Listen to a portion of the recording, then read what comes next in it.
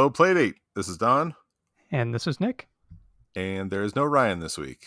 At some point around here, Ryan made a little message. So maybe if Ryan's lucky, we'll stick it in here. Hello, Don and Nick. This is Ryan Clater, a longtime listener and co-host and first-time caller. I just wanted to send you guys a quick voice message from afar. I'm recording this shortly before I head out on vacation with my family. I'm so sorry I'm not going to be there on the show with you guys this week for week number 9. There's a couple of really amazing games, but I wanted to call real quick just to remind you and give you a quick tutorial. So between each of the things you guys talk about, remember, it's boobity, boop, boop, boop, boobity, boop. And then you follow it by whatever you're going to talk about. Pretty easy. Don, I especially want to hear it from you. Okay, so I will see you guys next week. Can't wait to get back together again for week number 10 games. In the meantime, have a great episode. Bye. We are going to talk about some Playdate news and indie games and the Season 9 releases. Or Season 1, not Season 9. Time travel. We did not time travel forward 5 or 6 years, but Season 1, Week 9 releases. So thanks for listening. Yep. Incidentally, that's what Ryan's doing right now. Time traveling. Time traveling, yes. Mm-hmm. He's saving President Lincoln. He's turning that crank. Mm-hmm. Yeah. So Nick, yes. Well, do you want to tell them why you haven't played these Play Jam games we're about to talk about? Yes, and I apologize profusely to everybody who would like to hear my input on that. But I managed to injure my hand badly, my right hand, and that's my cranking hand, Don. Yeah. So I've had a hard time playing the Playdate. I did manage to put in the work for this week's show before the injury, but unfortunately the Play Jam was fully announced. The theme was announced and the games were started after the injury. So that created a bit of a problem for me. But hopefully next week, maybe we can all chat a bit more about it. Next week will be worse because now you can't play this week's games and like the week 10 games. Are you going to be able to play them for next week's show? My plan is that I'm going to quit my job and only play Playdate games from now on. That's what then you can wrap a sock around your hand. I'll catch up. Yeah. Or have one of your kids move the crank while you're hitting that. Maybe my kids can play them and I'll observe. I'm trying to remember. One of them is a crank heavy game. The other game for next week, you don't need the crank. You could probably lay it on the table and play. That might work. But this week, possibly Axolotl did he hosted the Play Jam. So it was a game jam for the Playdate, and it lasted, I think 3 days, but then they put up the entries. So voting is right now. So there'll be a link in the show notes to the submission page. There were 11 entries, and you can go in, you can try all the games. You can download them on itch and either load them into the SDK or load them onto your Playdate, play them, and then rate them. And the top 5 will win a feature or I think it was a role in his Discord and a feature on Twitch, something like that. But anyway, the key, what did they call it? Like the theme, I guess? Mm-hmm. The theme was Something's Missing. So the theme, nobody knew it until the Play Jam started, which is a cool idea. I didn't know how this worked, but I guess that makes sense not to let everybody know so no one could jump the gun. But Something's Missing. And so I went ahead and I downloaded all of them. There's one called The Missing Note, which you could not download to the Playdate. You have to play it in the SDK, which I did not try yet. He said there's some sort of bug. So that one is missing. That's the something missing from these 11. Okay. But I did play the rest of them, and I went through and rated them. And there's some cool ideas in here. So yeah. I wanted to highlight Shrimp Boom is made by Low Tech Games, who made Tapeworm Disco Puzzle. Tapeworm Puzzle Disco? Tapeworm Disco Puzzle. Disco Puzzle, yeah. We talked about it a couple weeks ago, but he made a side-scrolling shooter where you're a little shrimp and you collect more arms. So you have a bunch of shrimp arms and shoot a bunch of other sea life. It's a pistol shrimp. Oh, it's a pistol shrimp. Oh, that makes so much more sense. Yeah. Yeah, And I'm an idiot. the graphics in this one are hilarious. I love them. Yes, very cute. Yep. Very impressive that he got this done in just a couple days. So quickly, yeah. So that one looks very professional. There's also one called Avava, which if you look at the title, it's AVAVA.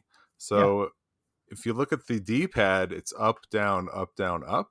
And the idea is you're looking at a set of runes, and one rune will be missing, and the runes emulate the directions on a D-pad, and you have to figure out which one is missing very quickly, though. So you're trying to get sort of like a quick puzzle game.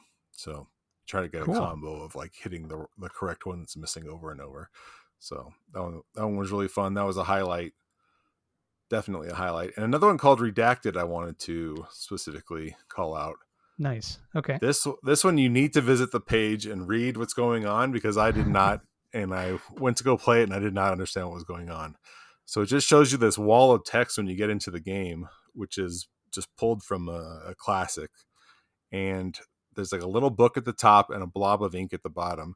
And the idea is you censor out words, but they create platforms. And so you're creating platforms to jump up to the little book at the top of the page, but you only have so much ink. So if you redact a really long word, it uses a lot of ink, but it makes a really wide platform for you to jump onto.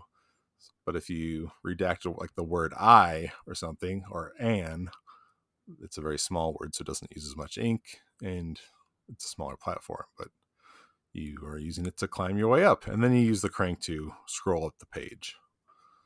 Okay. So pretty cool idea. Looks pretty slick. So I guess I'm showing my hand, but those were two of my favorites.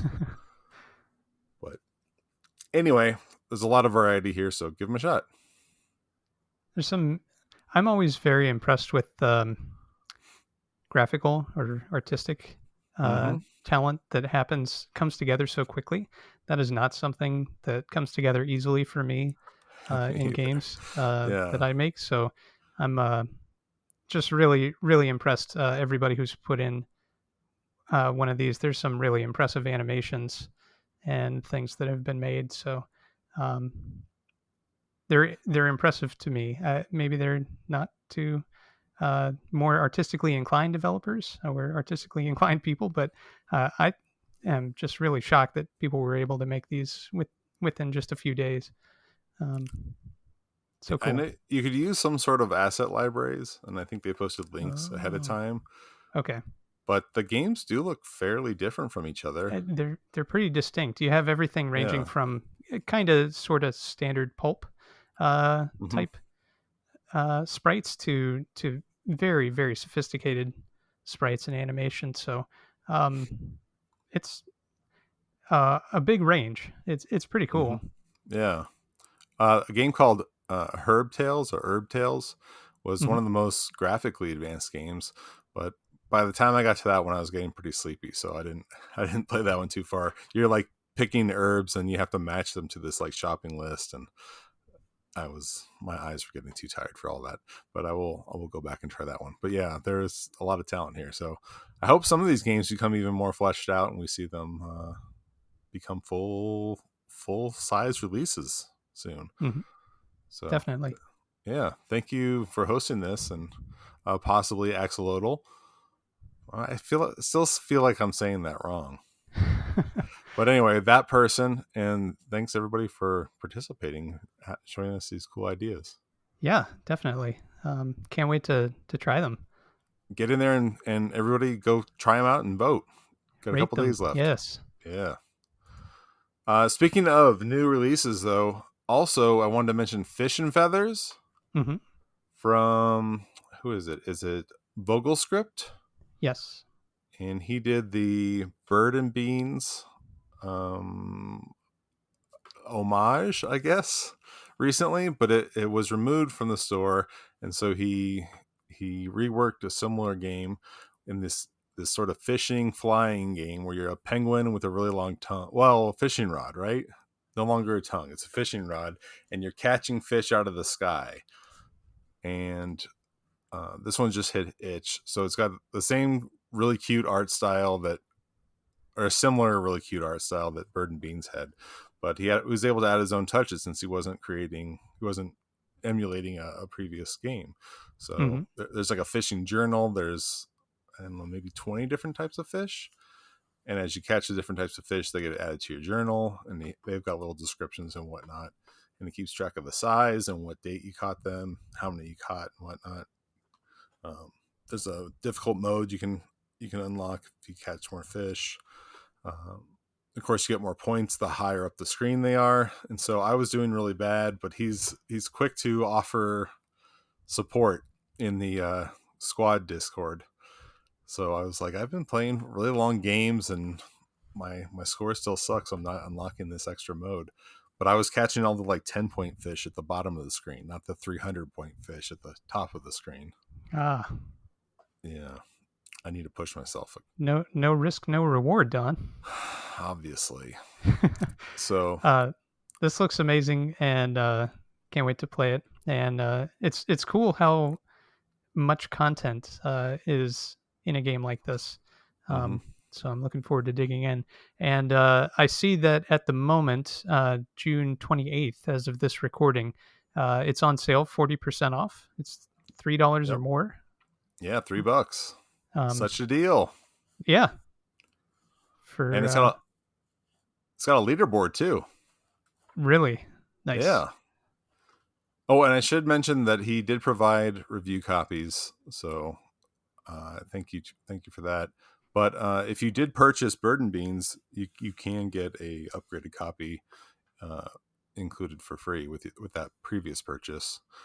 But if you missed out, $3 is a heck of a deal because it's a really good game. So cool. Check it out. That's like a mini indie game of the week review, right? Yeah. Thank you to Mac Vogelsang for the review codes, and I look forward to trying it. Yeah, get healed up and give it a shot. Will do. Oh, and pro tip, don't use the crank. You can use the crank. Really? But I don't use the crank. Not using the crank, I've played so much better. I just hold, I think, the A button, and it makes the tongue come out. Okay. Doing the crank, I was like, I'm just too old and slow for using the crank. I don't know. Yeah. I should get my kids on the crank. Maybe there's some skill to using the crank or something. I don't know. Well, the itch page makes a big deal about it, so that's I'll be interested to try it and see if I feel the same both. Way. Yeah. I didn't unlock the advanced mode yet, which has like a vacuum thing. So maybe the crank is ideal for vacuum mode. I don't know. Anyway, cool game. Sounds good. Link in the show notes. But Nick, do you have an indie game of the week? Well, Don, I definitely do. But Ryan left us a note, and so I'm gonna try this here. He said "boopity boop boop boop," which is his little sound effect. So almost forgot. Go. Yeah, it's like he's here, right here in the room with us. He's right over my shoulder. Don, I have been playing, or I was playing, a game called SUKIMA. And this is first it was developed by a developer called Soba. Okay. And it is a Japanese action RPG. And it's made in the style of Japanese action RPGs from the 80s, like Ys or Hydlide, things of that nature. And I really enjoyed. I never played much Hydlide when I was younger, but I recently got into the NES version of Hydlide, which I hear is not a good version of Hydlide, but it's. I was really enthralled by it when I played it. So I saw this come up on in the Playdate Squad Discord, maybe, or on the Playdate Dev Forum. I'm not sure where I saw it initially, but I knew I had to try it. So this game comes in English and Japanese, but I played the English version. And I will say that there's a little technical hurdle that you have to jump over. The English version will not install to the Playdate right away. You have to tweak the zip file a little bit. So inside the zip file for any Playdate game, there's a little JSON descriptor file and then a few other files, assets, and the actual programming in compiled form, depending on the language that you use. And the JSON file had to be tweaked pretty heavily before it would install. I don't, off the top of my head, remember it. I installed this when it came out back in May, and I don't remember exactly what I did. But if anybody listening is having trouble getting it installed, just give me a shout, either on the Discord or via email, and I'll be happy to try to walk you through. I feel like this game is definitely worth a look, especially if you enjoy those kind of 80s action RPGs, where this isn't a bump to attack. There is a button attack, but it's close to that standard. So if you're familiar with that kind, it is probably going to be up your alley. It auto saves frequently. I don't know if it's every time you switch screens, but it's pretty close to that. And there's caves to explore. It's a fairly sprawling overworld compared to most Playdate games.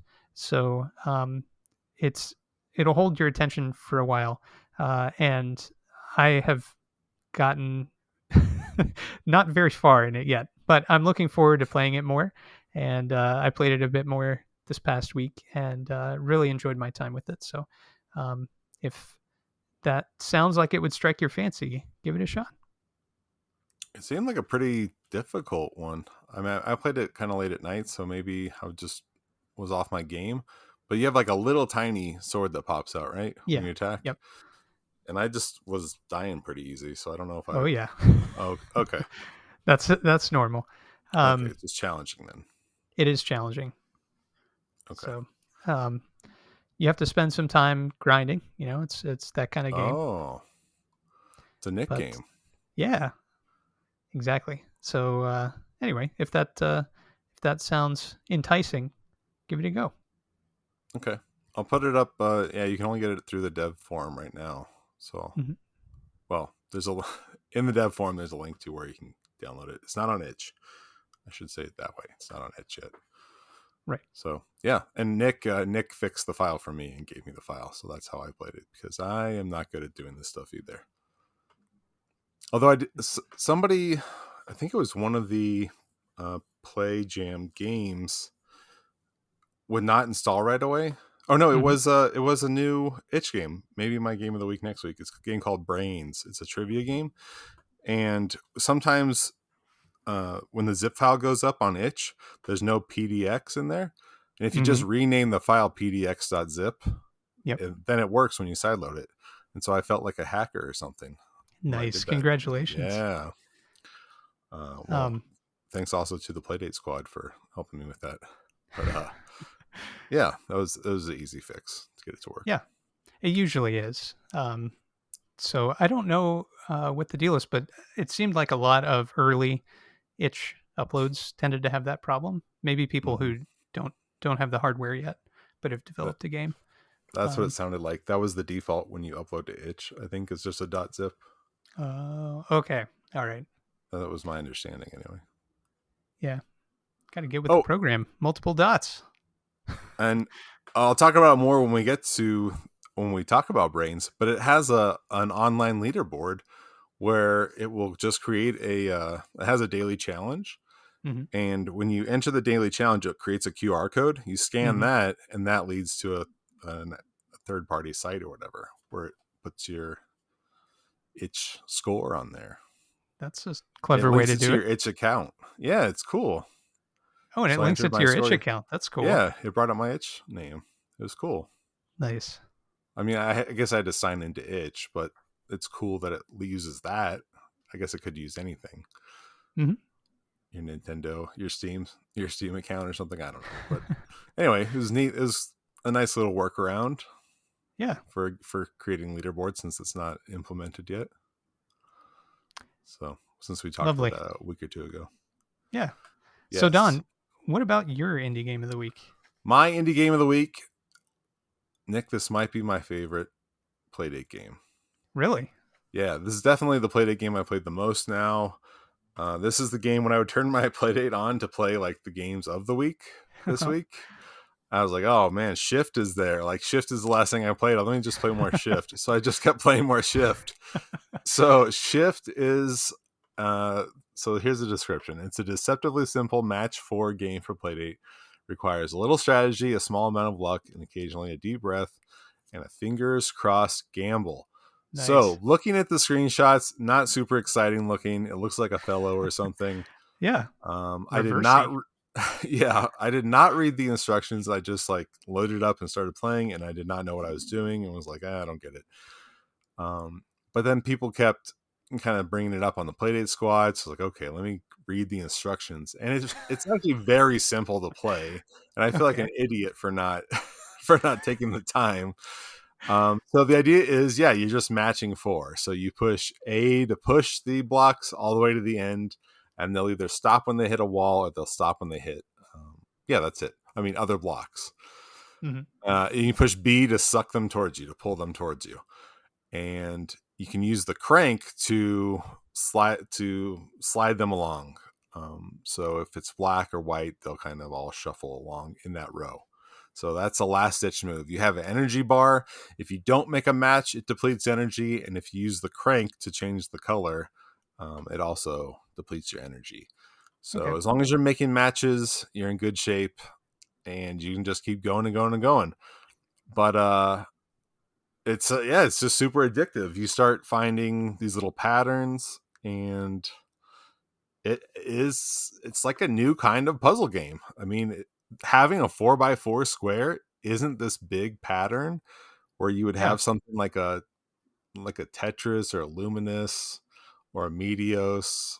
I mean, other similar kind of match 3 grids are usually much bigger.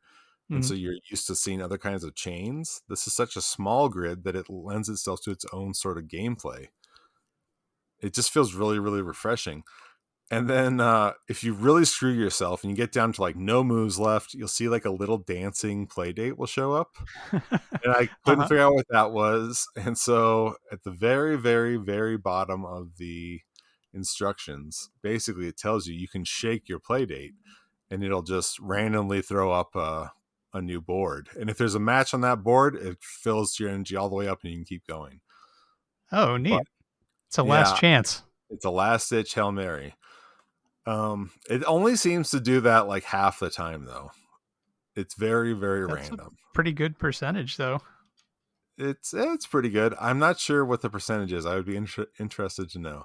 So this was made by Scenic software, and it's $5. It's $4.99 on itch, and I cannot recommend it enough. It's so good. Oh, look at this on their page. Really addictive. One of the best games on Playdate. Helloplaydatepodcast. I saw that. Oh, and I'm quoted further down as Call Me Steam. Oh, well, right on. Anyway, so good. Like, you got to play this thing. And it has a dark mode too. And he's been doing regular updates. So instead of using the crank, sometimes I would turn the crank the wrong direction. You can hold That's my favorite trick. Right. You can dock the crank, and then you can he just added this week an update where you can hold A to shift to the left or hold B to shift to the right, or vice versa. That's so good. Yeah, which is much better. I got my highest score ever the first game I played with that new control style. Yeah, because it was mistake free. I'm a big fan of games that don't require one control scheme, especially when they're crank heavy. So unless it's something that's kind of integral to the game, like cranking, where it requires that kind of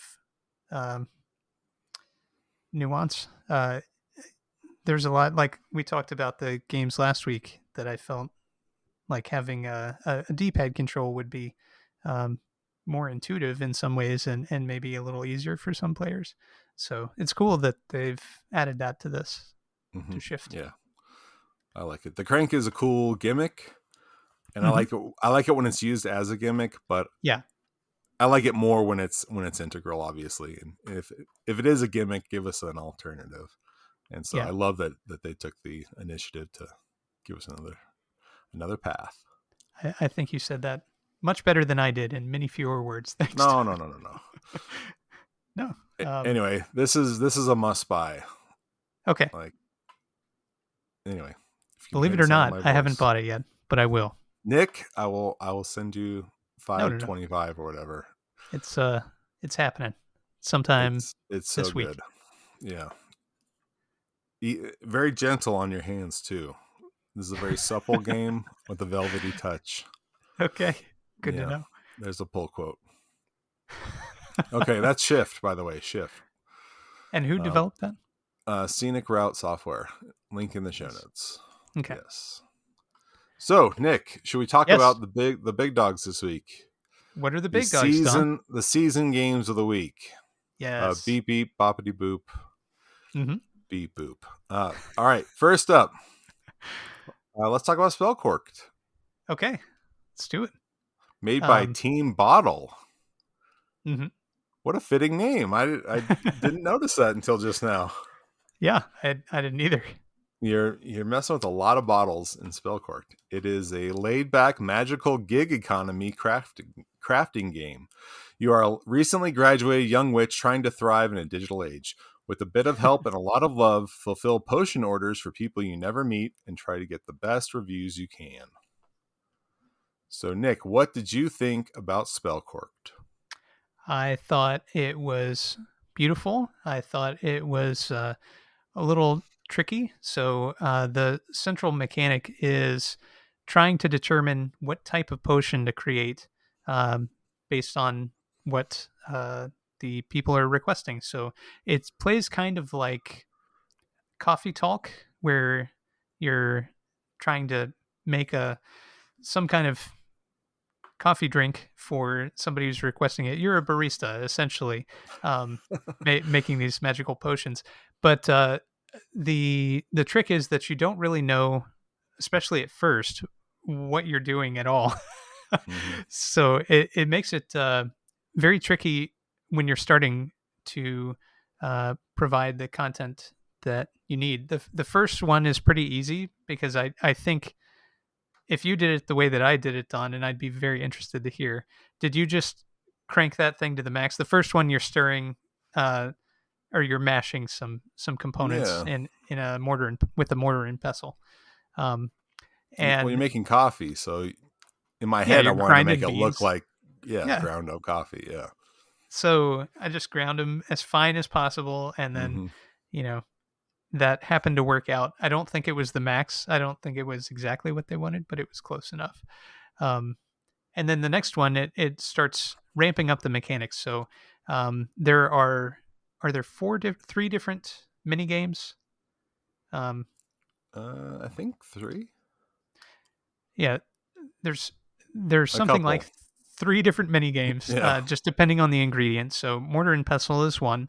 Another is you always stir the cauldron, correct? Yeah.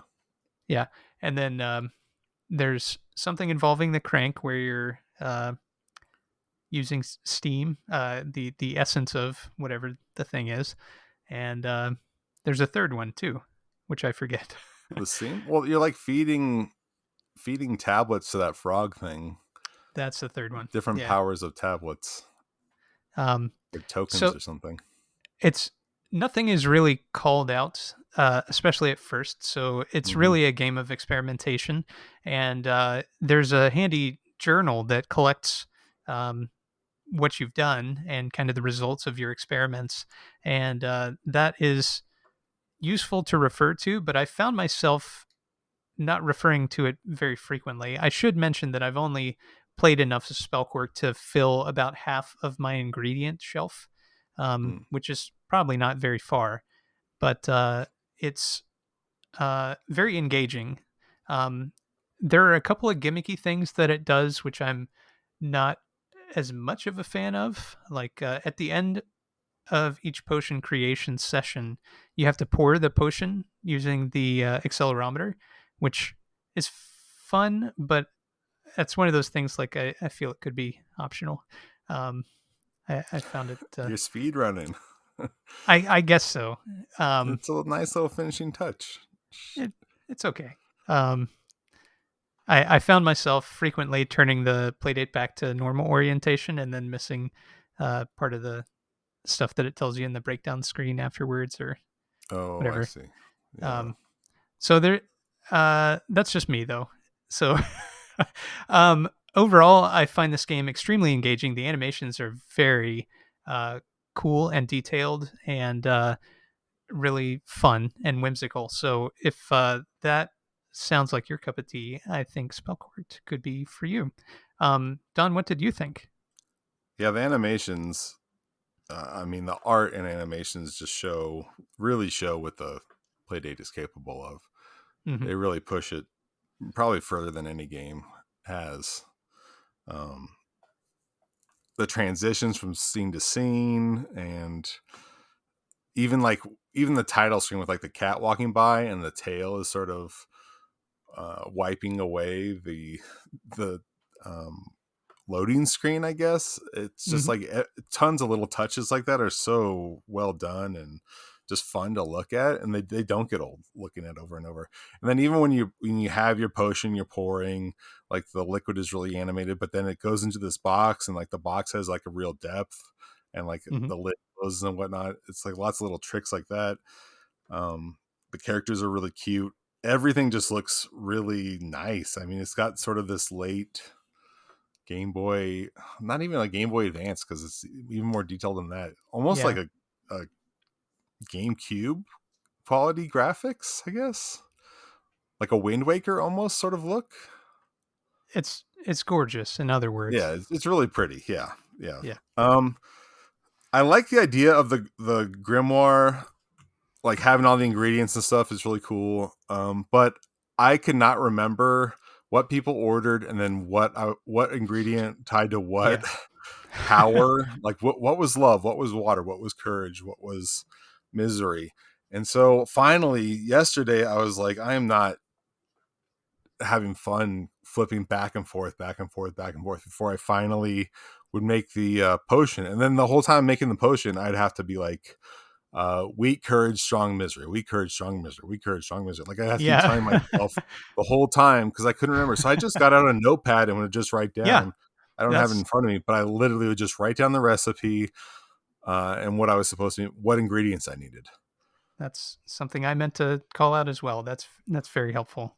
Um, Using a physical notepad or a I, digital one, but it would have been nice if I could hit the pause button if it would bring up the recipe or bring up my orders. that's a great idea. Yeah, That one little quality of life thing would have made the game a lot more fun, in my opinion. It's mhm, not that it's not a fun game, but I think that would have taken away that frustration element, so I could have mhm, enjoyed the game more. yeah. Um, because So the game itself is like it's almost like a diner dash sort of thing. It's not as stressful as a diner dash type of yeah, game, but you are just fulfilling orders basically. right.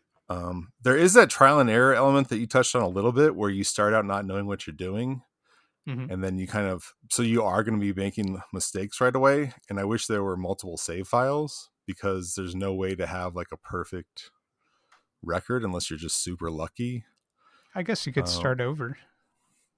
yeah, you could, I guess, delete your save and hope for the best. But even on some of them, like the ones when you feed the tokens, there will be tokens that have like a strong token, a weak token, and a middle token.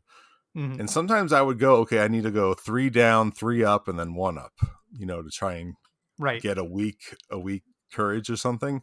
Yep. And I would do it, and it wouldn't quite get me there. And Yeah. I'm like, well, I don't understand what I did wrong because I thought I had this figured out. I that yeah, that's another thing. I was never quite sure. I assumed it always started in the middle, but yeah, that Yeah, that maybe that it bit me doesn't a few though. times too. Yeah. Yeah. Well, It, and then with your thing of starting a new save, that would mean I would have to know which ingredient, like dragon scales or something. That means that the like muscular looking guy would be 3 hours up. Like I'd have to write all this stuff out ahead of time right, right. because there's no way to know the first time you use dragon scales. The first couple of times you don't know what each token does, and there's Hmm. a couple ingredients like that where any of the token ingredients you don't know what the tokens do the first time. So Right. it's just a crapshoot, which is fine and it's interesting, but because it's so based on like you're getting reviews and you're earning eggs, Yeah. It'd be nice you're if going to there get was a a way bad to. reviews. Yeah. I got a Which lot of is, bad reviews done. I got a lot of bad reviews too, and it doesn't really penalize you for getting bad reviews, which is a nice Yeah, thing. that's a nice But feature. I want to like the gamer in me wants to get all good reviews. Right. The people pleaser. Um, Yeah, that's so not Don, possible. how far did you make it in this game? Out of curiosity. I almost filled my my ingredient thing. I think I had Okay. 1 or 2 left that I did Mm-hmm. not fill. It kind of felt like I intended to finish it, but then it just felt like I was doing the same thing over and over, and then I was Mm-hmm. getting more and more into the weeds of having to write longer and longer things, and then the text is so tiny in your book. Did you notice the Yeah. text in your book? Yeah. Yeah. So there is text that tells you, strong is magic, weak is wisdom, but it's very, very tiny, and it's kind of cute that it's tiny, but it's also kind of like, well, I wish it just told me like up is wisdom, down is magic, or whatever, not like having to squint and try and read it. So Yeah. that kind of irritated me a little, and I just got to where I was like, all right, I've played enough. I want to go play more Shift.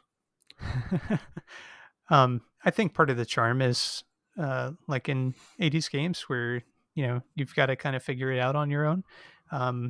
But I agree that there are some modern quality of life things that could have been done to help out, and I do intend to return to this. I had Mm-hmm. intended to finish it, but didn't quite make it this week. I'm sorry. Um, however, Don, Ryan has some thoughts on this game as well. Do you mind if I give him a read? By all means, let's hear what he has to say. All right. Imagine Ryan's voice instead of my own. Beep boop beep beep. Right. Yes. Boop boop. Spellcorked is delightful and satisfying. While the concept for this game is approachable and appealing, a supernatural barista striking out on her own, the spell mixtures took a healthy amount of deciphering for me. With that said, even though the new spell ingredients seem to arrive in rapid succession, I found my enjoyment in experimenting with them and eventually getting to know them. I found myself frequently cross-referencing the Whelp reviews and the Grimoire to get a better understanding of which ingredients produced which results. Trying to remember that in conjunction with how much I sliced or smashed the elements prior to mixing was a fun challenge. So I enjoyed the gameplay quite a bit, but I feel like the real star of the show here is the art and animation. Hands down, the best of Season 1 thus far. Everything was so thoroughly constructed. From the beginning animated wipe screen to the cat familiar walking across the screen and magicking the scene into existence, to the interstitial environmental illustrations as you cycle between sections of your home business. I found myself hurriedly clicking back and forth in an attempt to view all those quirky details, and even the fanciful animations of the magical creatures at work. This is the exemplary model of world building among the Season 1 games. Hats off to you, Ryan Kingdom, key and concept artist, and Team Bottle. What a joy to experience this Disney level of attention to detail. It also seemed like the development team left no stone unturned when it came to game mechanics using the D-pad, A and B buttons, crank, and even the gyroscope / motion detection / whatever. Nick, please correct. He means accelerometer to pour the magic elixir upon completion. One mechanic I had difficulty with was the cauldron stirring. There are 5 equal sections of a circle that spin slowly inside the cauldron. My first impression was that I needed to turn the crank to make the mixing ladle move at the same velocity as those slowly turning circles, and the width of the half circle was the margin of error that I needed to stay within, the width of the 1/5 circle. Eventually, I figured out that instead I needed to spin / crank inside the entire circle by either speeding up my crank to spin closer to the center or slower in order to move further to the outside of the cauldron. I made it there eventually, but for a while I was experiencing some wildly extended cauldron time. Overall, I found the game mechanics far more engaging and interesting than I expected, and so earnestly appreciate the focus and devotion to art and animation in Spellcorked. So that's Ryan's thoughts until we get into ranking. So are we ready, Don? Yeah, I forgot all about the stirring. I didn't understand the stirring for the longest time. Mm-hmm. And then I finally realized the circles were getting smaller. I didn't even notice. Yeah. for forever. And then I was trying to match that my ladle could. Oh, excuse me, I didn't notice that my ladle was moving towards the center. And then when I finally noticed that and would match it, the stirring was so much faster. So here's a humble brag. I never had any trouble with the stirring. I guess I intuited it. Oh And wow! I always knocked it out like really quickly. So I Oh, don't know. nice. I don't know why. But You were born anyway, under a blood moon, Nick. I was born to stir. Mm-hmm. So speaking of stirring that pot, let's rank this. Okay. Well, do you want to give Ryan's ranking since it's right here in front of us? Well, it was, and then I clicked away, and now I'm back. Okay. Ryan says this slips into the top half of my preferred season 1 games at number 8 of 18 this week. If not for my interest in quick scoring games these days, it might be even higher. Tremendous showing from Team Bottle. So, Don, where would you put this? I would put it at number 8, right under Executive Golf, right above Questy Chest. What about you, Nick? I would put it at number 12, right above Star Sled. Very good. So this is episode 9. Yeah, we're past the halfway mark. Sound by a Shell in the Pit. So many Shell in the Pit games this last half of the season. That's cool. They do great work. Mm-hmm. So Don, what's the next game? Did you say Ryan's? Yeah, he was number 8. Oh. Yeah. Sorry. The next game is Inventory Hero, made by Panic. Inventory Hero is a frantically paced role-playing game where you leave the exploration and the monster battles to the computer so you can focus on the true meaning of adventure, managing your inventory. Drop the trash, equip the good stuff, save the potions for a rainy day, and remember to watch out for rabbits. So this was designed by Stephen Frank, code by James Moore, and art by Nevin Mergen. Stephen Frank, it says, is when you click on his thing, it just says co-founder of Panic. It's just a business card website. And then Nevin Mergen and James Moore have also worked for Panic, but they also made Black Bar. Did you ever play Black Bar on mobile? No, never heard of it. Well, it's a really good game. Black Bar is a brilliant game by Ron Gilbert. That's the very first quote on the page. You should try it. It's like a reading. It's a text game with like words omitted because it's been heavily edited. It came out like 10 years ago, so it's been a long time since I played it, but it was like known as one of the best mobile games at the time. It's like a really cool puzzle game. I had no idea they did it, but when I was looking at their bios today, I saw that. Ron Gilbert, creator of Monkey Island, loves it. So yeah, that's why I have to give it a shot. Nick. Yeah. Definitely worth a look. So anyway, Inventory Hero. So the idea is you're running along sort of classic RPG fashion, and you kill a thing. You don't kill a thing. Your character kills a thing and it drops something. It drops loot, and it could either be garbage or it could be a sword or a potion or armor or something. And your whole thing is you're just dropping that trash or equipping it. A and B, dropping, equipping. And so eventually you're killing so much stuff that your inventory is full. You have 6 slots and they're either full of stuff and you're trying to clear stuff out so you're getting more good stuff, or you don't want to miss anything good, basically.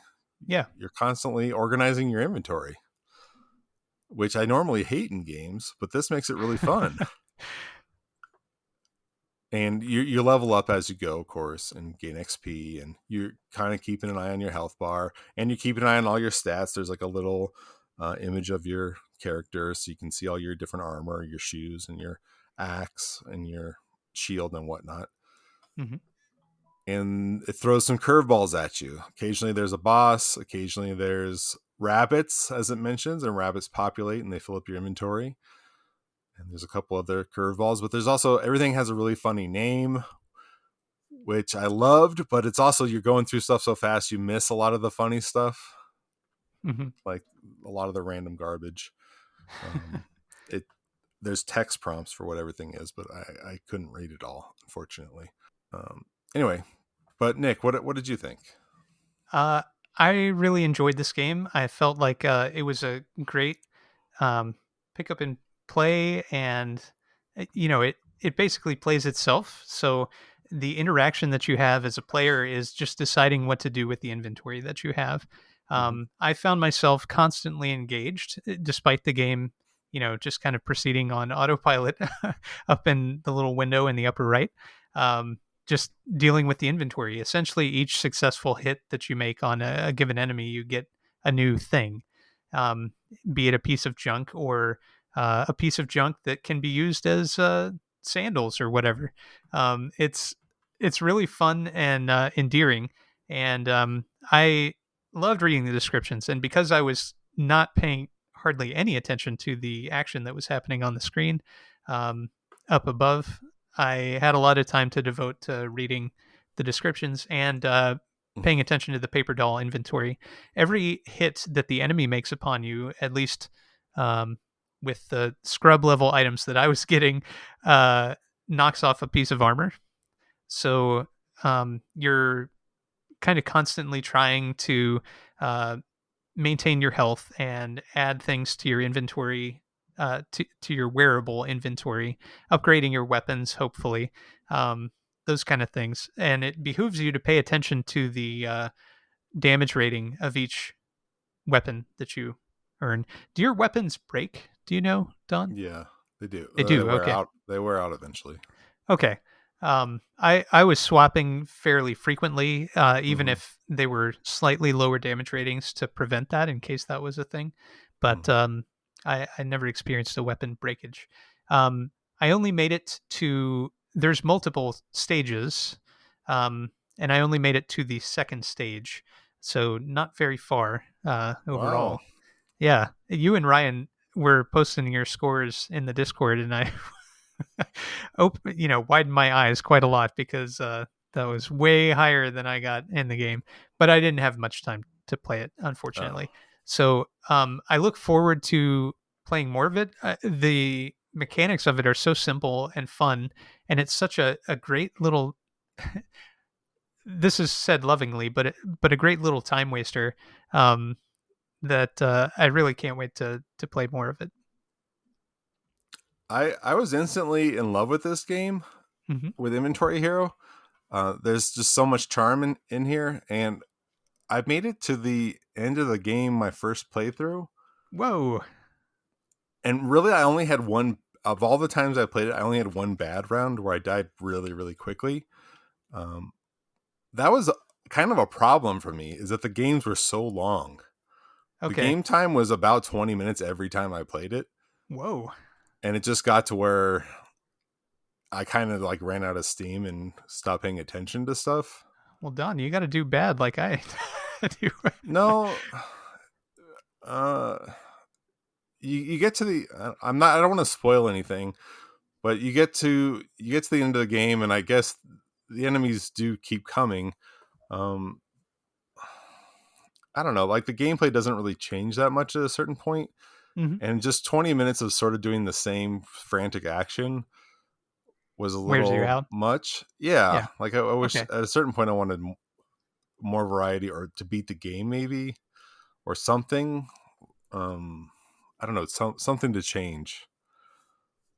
Okay. So while I really liked it, there's just something where I didn't want to keep doing it.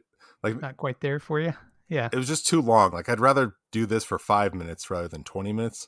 I'd rather do this for 5 minutes 4 times in a row even, rather than 20 minutes, if that makes sense. Okay. Like, I love roguelikes, and I'll play the same first stage over and over and over. Right. But I want, like, if they were able to work in some sort of like overarching progress, or like something would sort of, get better and better as you go, permanent progression, something. I'm not sure how you would add that to this type of game, but you know what game this reminded me of? Ranger in the Ruins. Maybe. But in that you have the drain fighting you. I mean, that's a pinball roguelike that Nick made, but you can't keep a pinball alive forever. Right. There is a very difficult thing about keeping a pinball going. Whereas pushing A and B, I could do that all day. I see. Worst case scenario, you push B and clear your inventory all the time, or you push A and eat your inventory all the time. Mm-hmm. Delicious inventory. Nick and I are leaving out a lot of stuff because we don't want to spoil it. Like there's a lot of nuance in the actual inventory itself that I think are fun surprises. Yeah, and I would rather not say what they are. Ryan tries to spoil them, but I'm going to try and not spoil it. Censor it in his review. But anyway, yeah, it is really charming. It's just I wish it had like a little bit of a different hook to keep me coming back to it. Except for that one weird run where like I was getting no armor and no shields and no health. I forget what it was, but it was just like trash and shoes or something. That's all I was getting. And then I just died right away. All I tend to get. So I'm looking forward to having the epic Dawn run here next time I try it. Every other run was super long. So I'm sure I'll get it. Yeah. Huh. And they're really cool levels. There's so much creativity in here. And the graphics are really cool and charming. The art style is really great. So you know what's funny is that not both of these games, but the indie game that I picked and then Inventory Hero both remind me of 80s PC games a lot. So I'm kind of here for the revival of 80s PC games. I think so. Through the Playdate. Nick's sweet spot. Yeah. Okay, let me look at Ryan's notes. Okay, Ryan's thoughts on Inventory Hero. Inventory Hero is a speedy, quirky take on a sword and sorcery genre. Leave it to Panic to really mix things up. I'm assuming Nick will have a comparison for this game, but I've never played anything like it. Initially, this took me 2 or 3 games to warm up to it, as there's a lot of information on the screen and not much time to process it while you're frantically trying to sort through the products being cast your way. Once I made my way through a couple of games, though, I really began to appreciate the wild and wacky experience. Another learning curve was how to defeat the first boss. I swear I was just inventory sorting for a good 20 minutes before I gave up. Thanks to Don, I now understand that a certain item can be used, scrolls are important, and I managed to progress a certain amount past that first boss. The artwork is fun, but because there's so much information lining the outside edges of the screen, the real estate devoted to the actual action is quite small, and therefore I'd say that artwork is a bit minimal by necessity. But props to Nevin Mergen for arting what he was able in the couple of pixels he was allotted. Excuse me. Ryan's got that certain timbre, I guess. Finally, if you're able to multitask and sort fast enough during gameplay, you might even catch a glimpse of some kooky and fun, a word intentionally repeated, objects you're dealt. All in all, I had a great time with Inventory Hero. If there's a completion, I've not yet reached it. But I'll keep trying to traverse the various lands in my 5-fingered shoes and defend myself against monsters with my bedtime pillow. Great work with this fun and idiosyncratic title, Panic. So there you go. Did you see the slot machine when you played? Slot machine? No, I don't think so. There's sort of a slot mechanic, almost a bit like Super Mario 3, I guess. Like you match 3 things. You push stop to stop each reel. Super Mario 2? I thought it was Super Mario 3 where you match the 3, like you match the star, 3 parts of the star, and it gives you the star. Oh, yeah. Okay. All right. Yeah. So if you match the 3 reels, it gives you whatever you match. Gotcha. Anyway, there is a little break with that now and then. I forgot to mention that, but not enough for Don. Not enough. Not enough. That sounds cool. Yeah, I hadn't hit that yet. It comes up like maybe twice a game. I don't know if it's random. I guess I didn't pay attention to which levels it's between. Okay. Anyway, should we rank it? Is there anything else you want to say? Let's rank it. All right. Let's start with Ryan. Ryan says, ranking at number 11, this doesn't break into the top half of my preferred Season 1 games, but it's awfully close. Nice. I would put this at number 9, right above Lost Your Marbles and below Omaze. How about you, Don? Right. I've got it at number 6, right under Omaze, right above Demon Quest 85. I really like it. I just want shorter rounds. I just want an ending, I guess. Mm-hmm. Oh, and it does show you on your main screen your high score, which I do like that. And your highest level, right? Or is that your score? Is that the same I guess thing? so. I hadn't really thought of it, but maybe it was somebody on our Discord posted a screenshot of their highest level instead of that main screen. It didn't occur to me that's what it was ranking, but that makes sense. Yeah. Cool. Well, Don, fun week this week. Do miss Ryan, though. Hopefully he'll be back next week. His time travel adventure will be finished at that time. But is there anything else happening in Playdate land we need to discuss? I don't think so. All right. Next week is my last week of season titles. Next really? Monday. Yeah. Then I'll have to start supplying you with 2 games a week. Right. You're going to start developing 2 games a week? Mm-hmm. Yeah, just for you. Just for me. Can't wait. Well, thanks for listening to the show. You can check us out, playdatepodcast.com or Twitter, HelloPD Podcast, or catch us on the Discord, etc. All of our social stuff is in the show notes. Thanks so much for listening, and we will see you next week. Thanks, everybody.